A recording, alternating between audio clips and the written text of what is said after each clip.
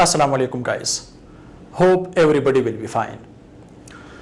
Today in this video lecture I will guide you for 7 basic points for civil engineers.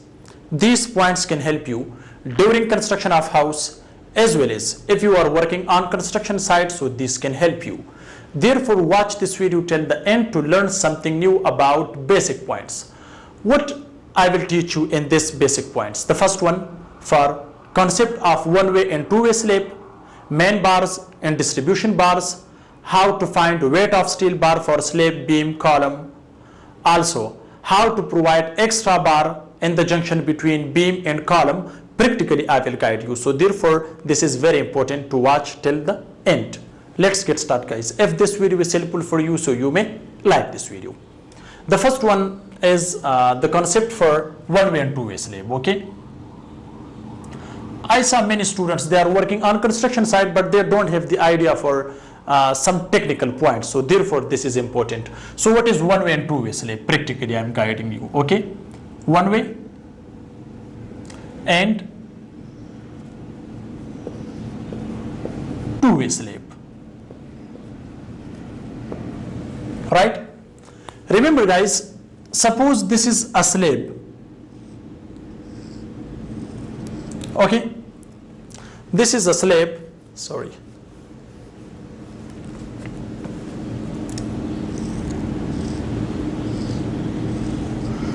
and this is its longer span, which is for example 6 meter, and this is shorter span, which is consider width. This is length and this is width. Suppose this is 2.5 meter.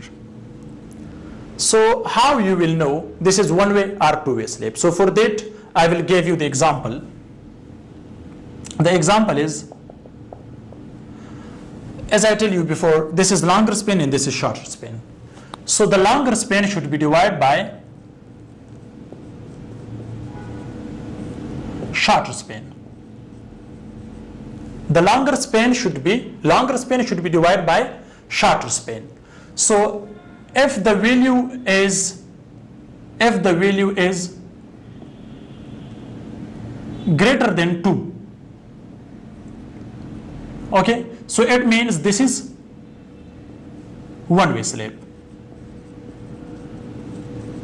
If the value is greater than 2, from longer span divided by shorter span, if the value is greater than 2, so this is one way slab.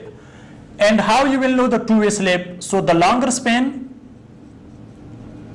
divided by shorter span when the value is less than 2.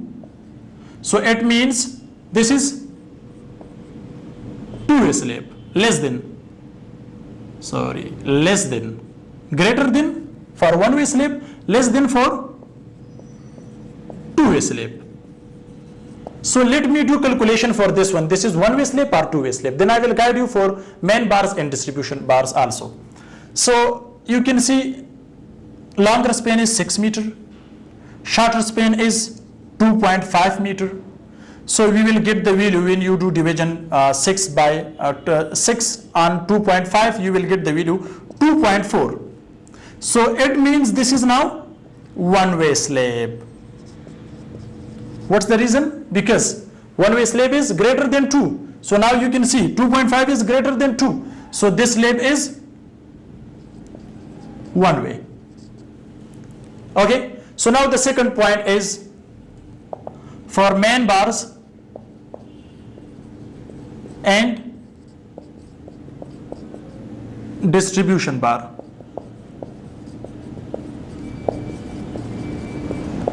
Remember guys, main bar and distribution bars concept is in one way and two way slab especially.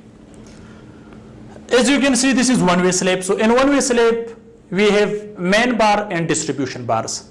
Both we have in this. That's why, because when we place the steel rods on longer direction, you can see this is longer direction. So as you can see here, sorry, on shorter direction, this is shorter. Okay, so these steel rods, these, when we place on the shorter direction, so these steel rods are called these rods. This is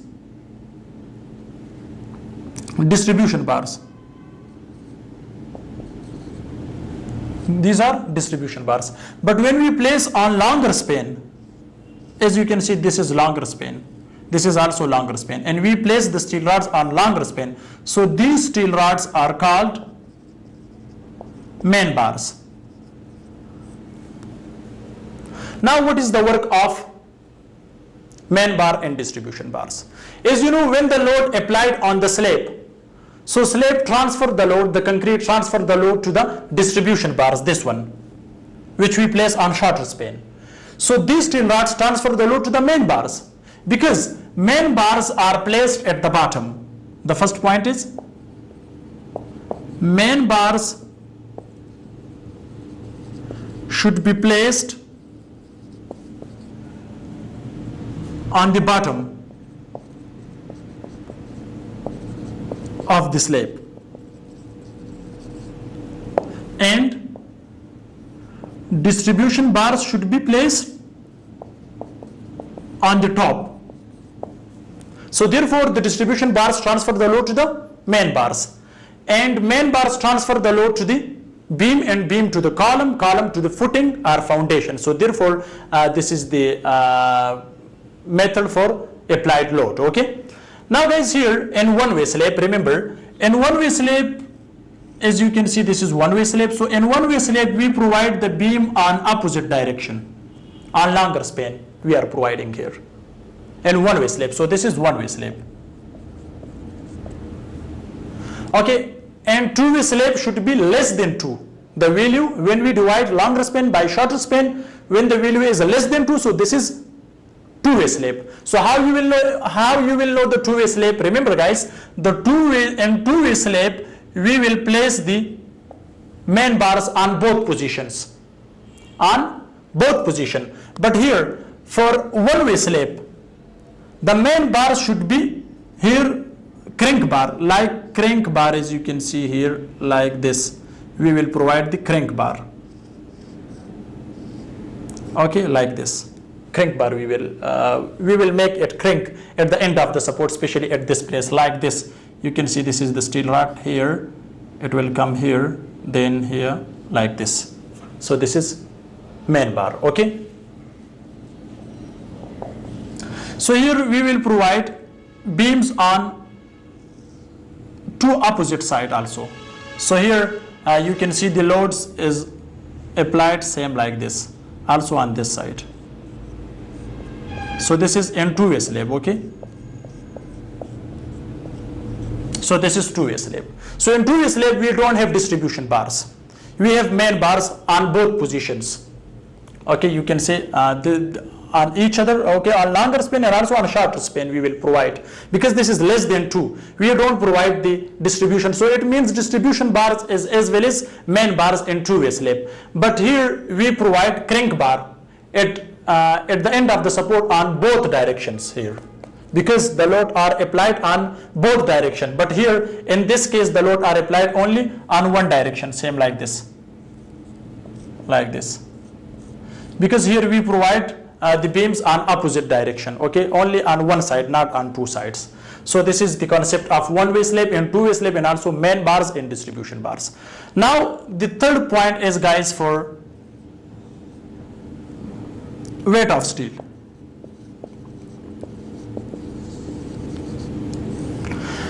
How we can find weight of steel for beam, column and slab? Guys, for this we have the specific formula, d square divided by 162. Suppose I have a steel rod.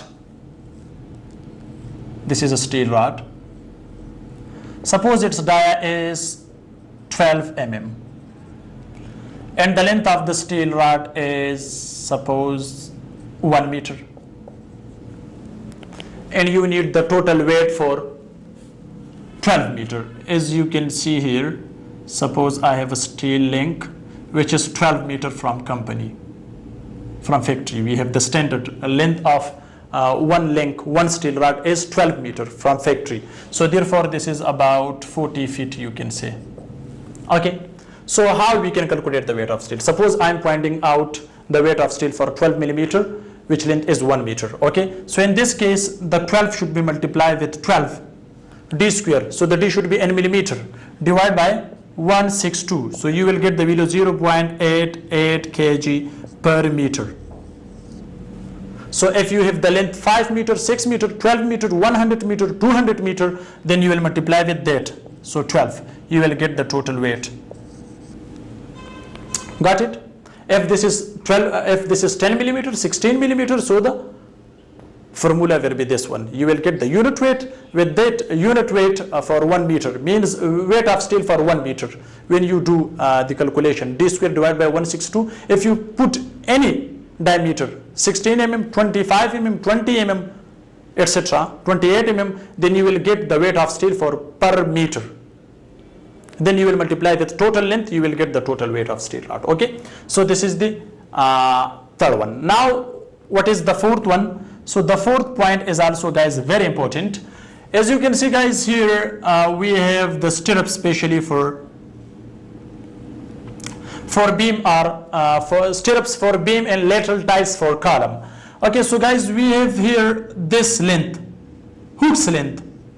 So this length you can get with the formula of hook's length.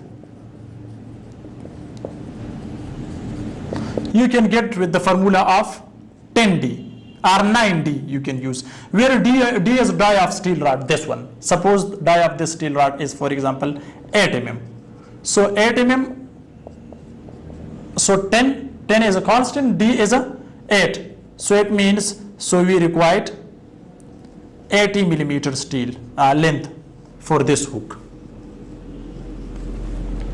Okay, next, guys, the fifth one.